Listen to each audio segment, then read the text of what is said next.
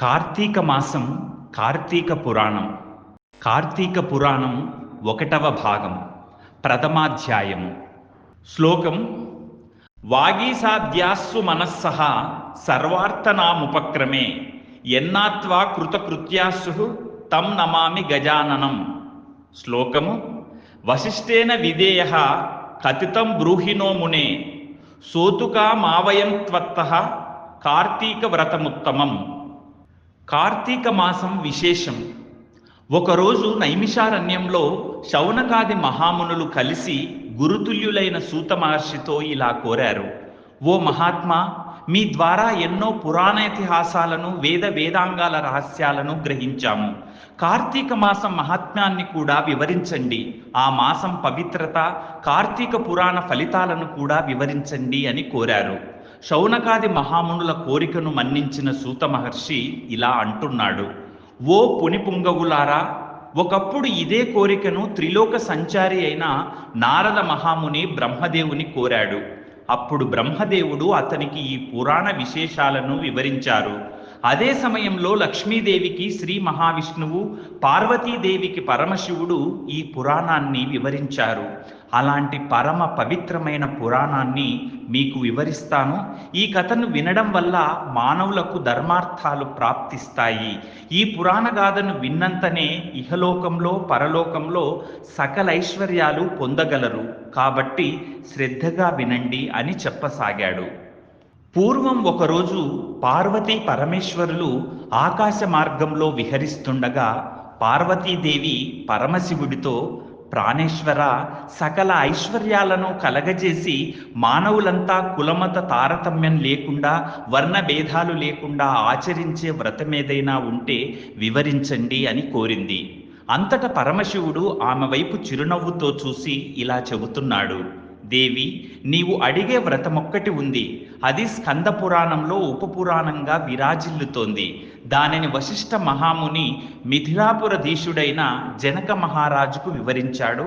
అటు మిథిలా నగరం వైపు చూడు అని ఆ దిశగా చూపించాడు.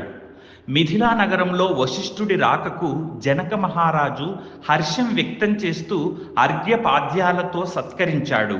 ఆపై కాళ్ళు కడిగి ఆ నీటిని తన తలపై జల్లుకొని ఇలా అడుగుతున్నాడు: ఓ మహామునివర్య, మీ రాక వల్ల నేను, నా శరీరం, నా దేశం, ప్రజలు పవిత్రులమయ్యాము. మీ పాదధూళితో నా దేశం పవిత్రమైంది. మీరు ఇక్కడికి రావడానికి కారణమేమిటి అని కోరగా వశిష్ఠ మహాముని ఇలా చెబుతున్నాడు: జనక మహారాజా, నేనొక మహాయజ్ఞం చేయాలని నిర్ణయించాను. అందుకు కావలసిన ధన సైన్య సహాయానికి నిన్ను కోరాలని వచ్చాను అని తాను వచ్చిన కార్యాన్ని వివరించారు. దీనికి జనకుడు: మునిపుంగవ, అలాగే ఇస్తాను, స్వీకరించండి. కానీ ఎంతో కాలంగా నాకొక సందేహం ఉన్నది. మీలాంటి దైవజ్ఞులైన వారిని అడిగి సంశయం తీర్చుకోవాలని అనుకునేవాడిని. నా అదృష్టం కొద్దీ ఈ అవకాశం దొరికింది. ఏడాదిలోని మాసాలన్నిట్లో కార్తీక మాసమే ఎందుకు పరమ పవిత్రమైనది? ఈ నెల గొప్పదనమేమిటి? కార్తీక మహత్యాన్ని నాకు వివరిస్తారా అని ప్రార్థించారు. వశిష్ఠ మహాముని చిరునవ్వు నవ్వి: రాజా, తప్పక నీ సందేహాన్ని తీర్చగలను. నేను చెప్పబోయే వ్రతకథ సకల మానవాళి ఆచరించదగినది, సకల పాపాలను హరించేది. ఈ కార్తీక మాసం హరిహర స్వరూపం. ఈ నెలలో ఆచరించే వ్రత ఫలితం ఇది అని చెప్పలేం. వినడానికి కూడా ఆనందదాయకమైనది.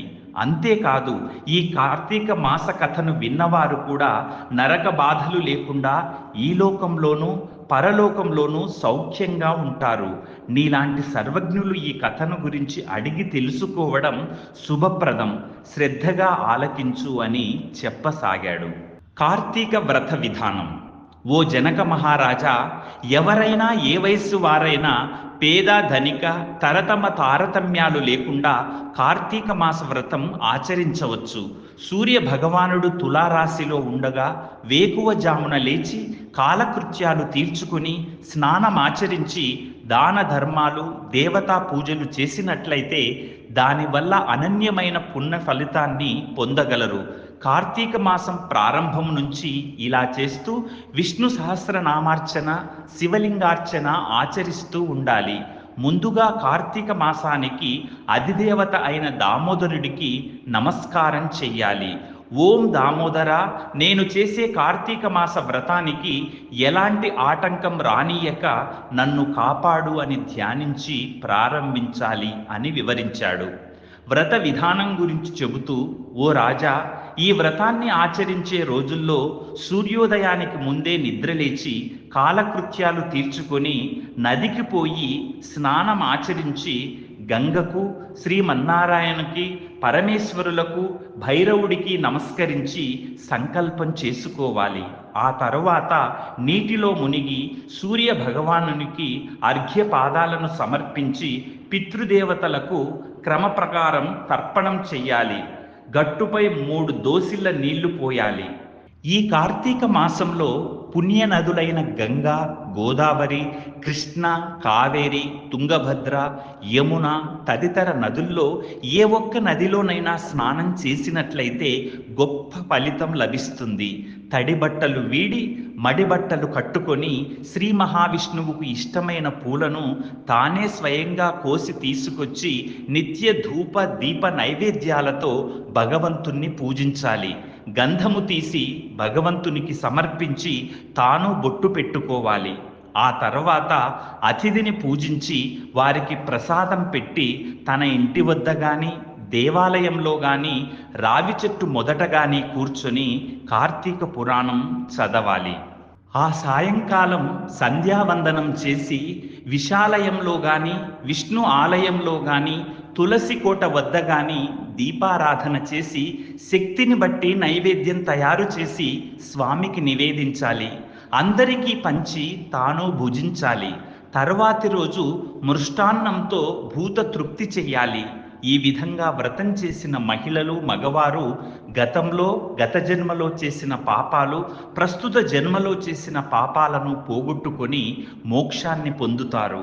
ఈ వ్రతం చేయడానికి అవకాశం లేని వారు, వీలు పడని వారు వ్రతాన్ని చూసినా, వ్రతం చేసిన వారికి నమస్కరించినా వారికి కూడా సమాన ఫలితం వస్తుంది. ఇది స్కాంద పురాణంలోని వశిష్ఠ మహాముని చెప్పిన కార్తీక మహత్యంలోని మొదటి అధ్యాయం సమాప్తం. మొదటి రోజు పారాయణం సమాప్తం. Hi, this is Shiva Reddy, Tollywood movie and mimicry artist. ATV Health, ATV Devotional and ATV News. Please subscribe, like and share.